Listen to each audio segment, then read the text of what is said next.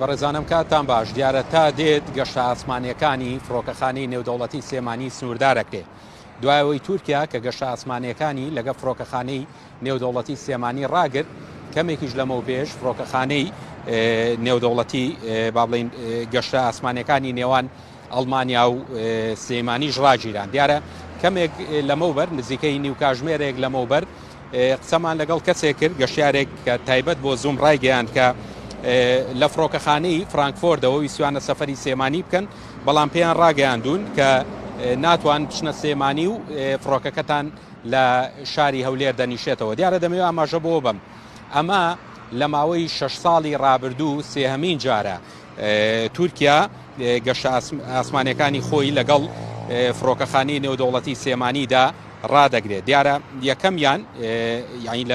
لە دوای ڕیفراندۆمەکەی ساڵی 2007 بوو ئەوە بابڵین یەکەم جار بوو کە فڕۆکەخانەی نێودەوڵەتی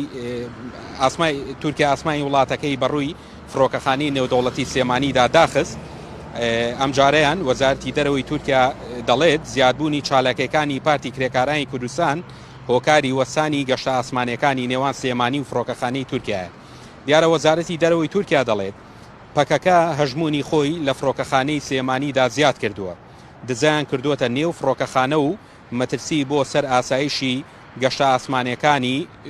دروست بووە بۆیە بڕیاری داوە بە وەساندنی گەشتەکانی بۆ فڕۆکەخانەی سێمانی ئەم جارەیان لە قۆناغی یەکەمدا داخستنی ئاسمانی تورکیا بەڕووی سێمانی 3 مانگ دەخایەنێت لە 3 نیسانەوە دیارە لە 3 نیسانەوە گەشتەکان وەساوە وا بڕیارە هەتاوەکو 3 تەموز ڕێگە بە هیچ گەشتێک نەدرێت دوای 3 تەموزیش تورکیا جارێکی دیکە چاو بە پێشهاتەکانە دەخشێنێتەوە لەسەر ئەو بنەمایش بڕیاری دیکە دەدات دیارە دوای 3 مانگیش بڕیاری دیکە هەیە کە ئایا گەشتەکان دەست پێ بکەنەوە یاخود نەخێر ئەمە وەکو ئاماژەم بۆ کە جاری یەکەم نییە کە تورکیا ئاسمانی وڵاتەکەی بەڕووی سێمانیدا دادەخات لە 6 ساڵی ڕابردوودا 2 جاری دیکە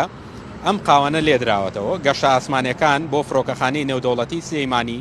بۆ تورکیا ڕاگیراون جاری یەکەم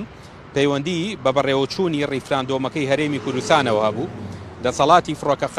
فڕۆکەوانی عێراق بە دیاریکراوی ڕێک لە 29 2007دا گەشتە ئاسمانیە نێودەوڵەتەکانی بەڕووی فڕۆکەخانەی سێمانی و هەولێردا داخست و دواتر تورکیا لە حەڤەی دەی هەمان ساڵدا بڕیاریدا سەرجەم گەشتە ئاسمانیەکانی بۆ هەولێر و سێمانی ڕابگرێت پاش 6 مانگ و بە دیاریکراوی لە 15 ساڵی 2018دا دەسەڵاتی فڕۆکەوانی عێراق قەدەغەی فڕینی لەسەر فڕۆکەخانەی سێمانی و هەولێر هەڵگرت بەڵام تورکیا قەدەغەکەی تەنها لەسەر هەولێر هەڵگرت و گەماروی سەر سلێمانی بەردەوام بوو تورکیا ئەو کاتیش بابەتی زیادبوونی چالاکیەکانی پەکەکەی کردە پاسا و نزیکەی 16 مانگ ڕێگەی نەدا هیچ گەشتێکی ئاسمانی لە نێوان سلێمانی و تورکیادا ئەنجام بدرێت سەرنجام کردنەوەی ئاسمانی تورکیا بەڕووی سلێمانیدا کەوتە 26 یەکی ساڵی 2019 ئەو کات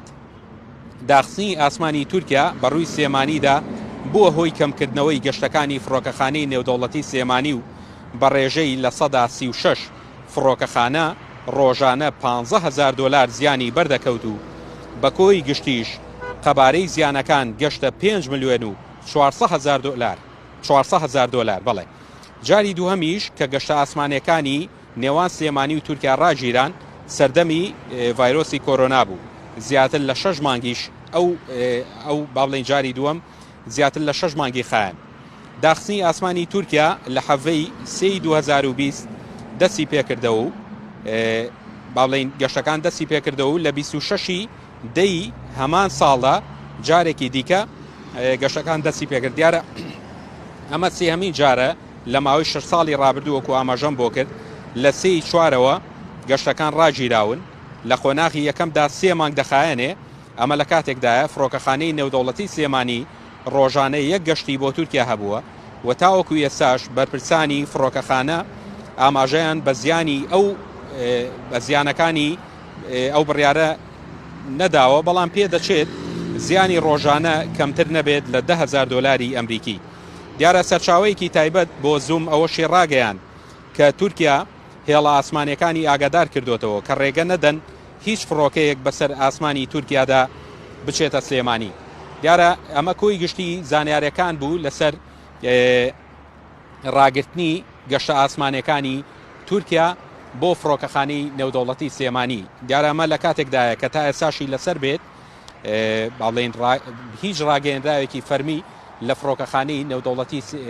سلێمانیەوە ڕانەگەێنراوە سەبارەت بە وەسانی گەشتەکان. تەنها ئەوەی کە هەیە کە سەرەتا یەکەم ڕۆژ کە لە 3 نیساندا گەشتەکان ڕاگیرا فڕۆکەخانەی نێودەوڵەتی سلێمانی ڕاگەیەنراوێکیان بڵاو کردوێتەوە کە ئەوان بێئاگان لە هۆکاری ڕاگررتنی گەشتەکان، بەڵام ئیمێڵیان نردووە و چاوەڕێی جواب دەکەن، بەڵام دەرکەوت کە باڵێن تورکیا ئاماژەی بۆەوە کرد کە وەسانی گەشتە ئاسمانەکانی پەیوەندی هەیە بە چالاکیەکانی پارتی کرێکارانی کوردستانەوە، بۆیە ئەمە هەنگاوی یەکەمە و لە داهاتوودا هەنگاوی دیکە دەرگرنەبەر. بەڵام تا ئێستای لەسەر بێ فڕۆکەخانەی نێودەوڵەتی سلێمانی لەسەرەوە بابەتە هیچ ڕوونکردنەوە و زانیاریەکی پێویستی فەرمی نەخسۆتەڕوو.